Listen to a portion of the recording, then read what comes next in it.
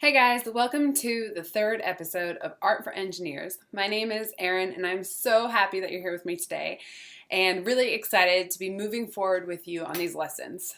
By now, you should have mastered a line and a curve, hopefully, and started really having fun with what we worked on in our last episode, which is gestural drawing. I hope that you're feeling a bit more liberated and feeling a little more confident that it doesn't matter if what you draw on the paper is perfect, right? Perfection is useless and unattainable, so get it out of your head early and you'll have a lot more fun with drawing, I promise. Gestural drawing is really valuable in starting to create volumes on the page, right? Breaking down a single object into its separate volumes helps you identify the different components, and it also helps you sort of build that object in space. It's really much more difficult from the beginning to simply start looking at an object and very intricately outline it or draw it perfectly on the first go around. That's a real special talent that can be developed over time, and some people possess that innately. But I think even real artists, sometimes they have to find that line through trial and error. And I'm going to let you in on a little secret. Even real artists use erasers. So don't worry about it. If you mess up and you need to erase a line, that's okay. Okay, so today we're going to take that concept of gestural drawing and we're going to start moving that into something called contour drawing. Contour drawing is really just the outlines of an image. There's no shading, there's no depth, there's no perspective. It's a flat two-dimensional object representation. This is done because there's so much information to take in that if we flooded it on you all at once, you would probably get overwhelmed, right? You don't need to be worrying about perspective. You don't need to be worrying about how to shade an object correctly or color theory or positive and negative space quite yet. That will come very quickly, but for the moment we're really still just working on how to see an object, and looking at an object with an artistic eye is slightly different than just looking at an object with an everyday eye, right? You really need to study the way the pieces fit together. You need to study sort of what's in front, what's behind, and how we can represent that in two dimensions. So for today's exercise, I have picked an arbitrary object. For me, it just happens to be this. It's my favorite coffee mug. Pick anything you want that you think would be fun to draw. I recommend something with at least some interest in the middle of the volume, right? So if this was just a plain coffee mug, or even if we just turned it over, what you would end up with is really just an outline of the shape and the handle, but nothing in the middle. So I went ahead and picked an object that has interest in all components. And we're gonna just jump right in. So first things first, you guys are familiar with pencils. We went over that in lesson 1. I'm gonna start with a fairly hard pencil. That's because I'm gonna do a gestural drawing and then we're gonna build our contour on top of that. So I don't want those lines, those gestural lines, to be too dark or else they'll really distract from the final representation.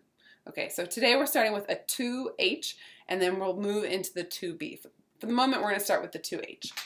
And similarly to how we did in the last lesson, we're just gonna start with making a gestural representation of what this mug looks like.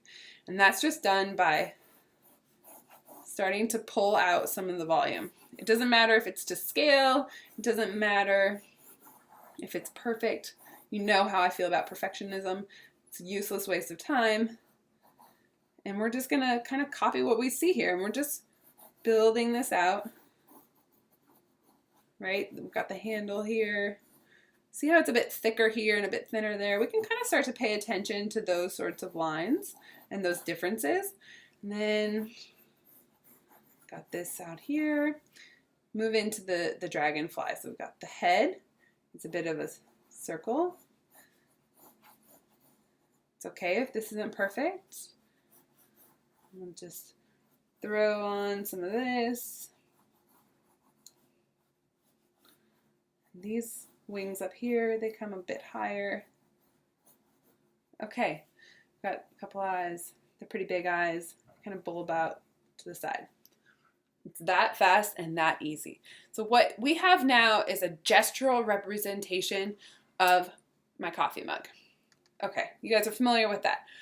So now what we're going to do is we're going to start really investigating where the lines are. So we've kind of outlined the idea of where the lines are, but this is messy. This is just the intention of lines, right? It's not an actual line. So I'm going to move into the 2B pencil just so this stands out a bit more and you'll be able to see a bit more clearly. And we're going to really start looking for these lines here, right? We've got the top, we've got the sides, we've got the outlines of the coffee mug. Now what makes it really nice that we started with the gestural drawing is that the lines are more or less there for us. Now it's just a matter of kind of deciding which line, which area is the closest to what we want it to be.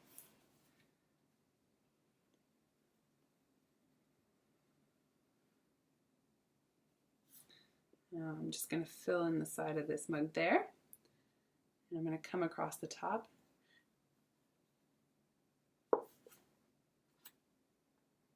And start coming down the side. Now when we get to the bottom, you have to notice even this level of detail, right? What we have here is an indentation where the foot of the mug meets the body. This line curves down here, it dips in, and then it flares out again. And that line continues up and over. So we're going to have it curve in and then curve out.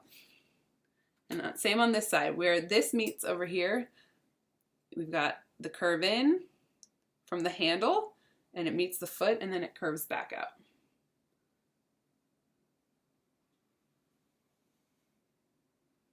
So if we did it just like that, what we have is an outline. This is contour drawing, so it's more detailed than just an outline drawing. What we need to do now is start to consider these internal lines. We've got that line, like I said, that comes across the face here, and it's not represented on our paper yet. So we're going to pull that line here, forward and around. And now we're going to start talking a bit about the dragonfly here. So this is an interesting piece because you have some overlap. You have some objects like the eyes that are on top of the rest of the body, but others run right into each other. So when we do this, we've got the eyes on top. So let's start with those because those are the closest to us. So those, we'll just put the little eyes like that. And you can see I'm not exactly following where the gestural lines were. They're close enough, and this doesn't have to be perfect. I'm going to say that until I'm blue in the face. It doesn't have to be perfect, but they're helpful. They lead you to where the real lines are. So now when you're looking at this, you can see you've got the line of the eyes here, and then the line of the forward part of the face, it kind of meets in the middle of those. Kind of looks like that. And then we have the body, it starts to extend.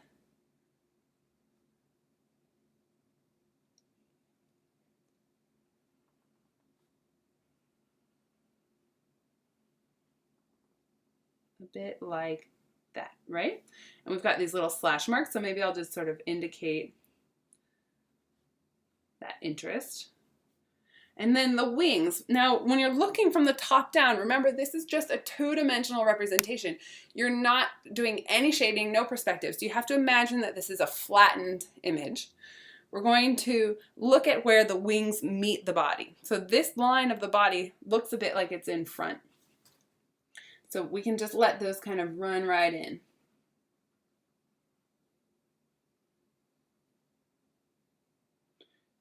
And we've got these that kind of nudge up against one another here. And we'll do the same thing on the other side. We're just really finding where these volumes are.